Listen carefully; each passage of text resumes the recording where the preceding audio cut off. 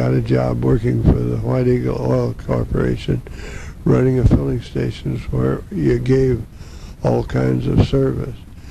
They always had me taking care of the money and the drive.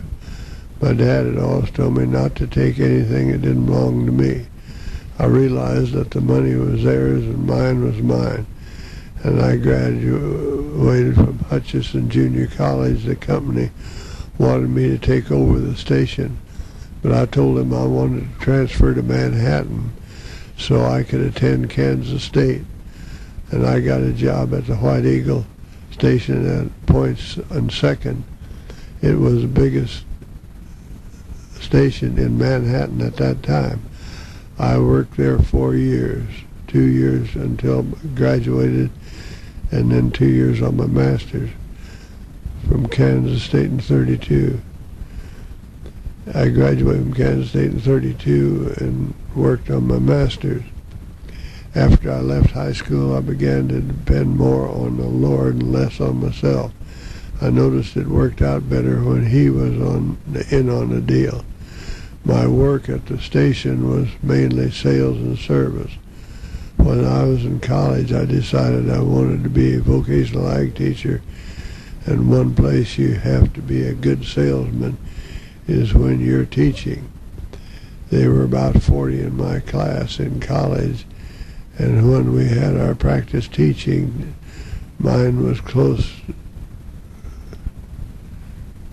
by because I had to work, and they had a lot of practice teachers in that class, and they knew how to throw them, and we got along fine. I was one of the top 4 rated out of 44. At that time, you had to put your religion on your application. When they saw I was a Catholic, everybody backed off. One opening in southwest Kansas was in my territory, and I couldn't get the job, so I just kept on going to college. In 1934, when Franklin Roosevelt and his New Deal came in, the AAA program began, and they needed several new county agents in counties where they had never been able to get them before. 14 of us were applying for the jobs, and the men were picking the good counties as they come up.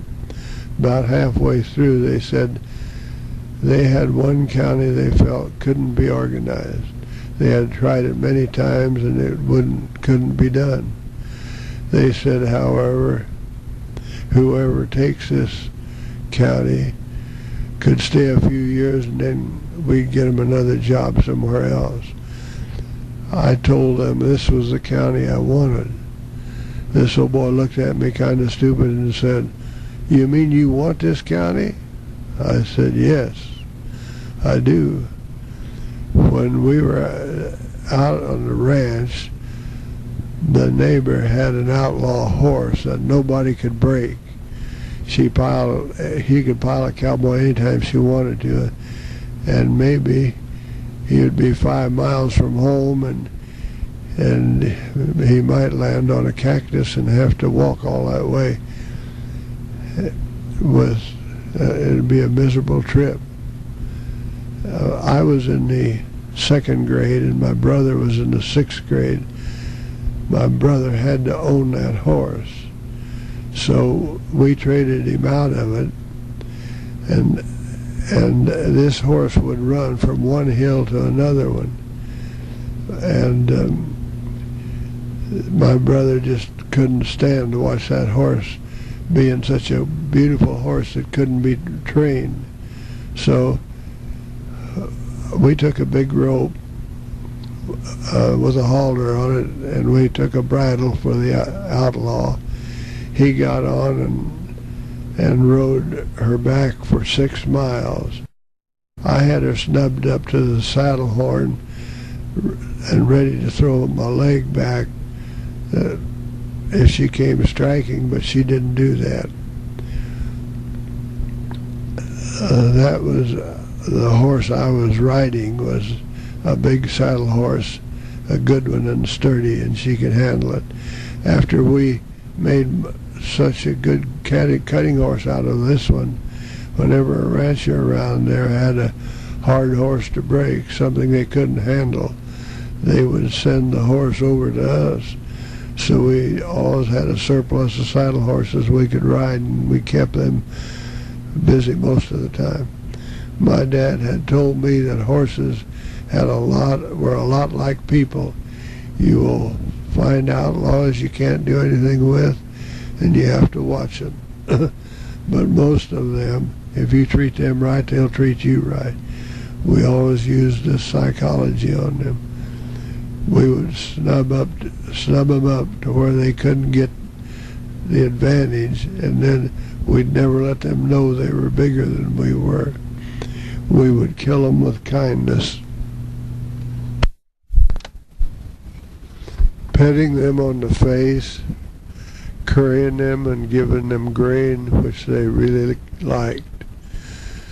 They would look for us to come around, and we became buddies. We had horses that would strike and kick at us as we walked by. They turned out to be wonderful horses. That was the thinking that caused me to say I wanted that county. They felt couldn't be organized. I thought if I could make a name for myself, when I would get something better, then I'd get something better. I went out to Ellis County, Kansas,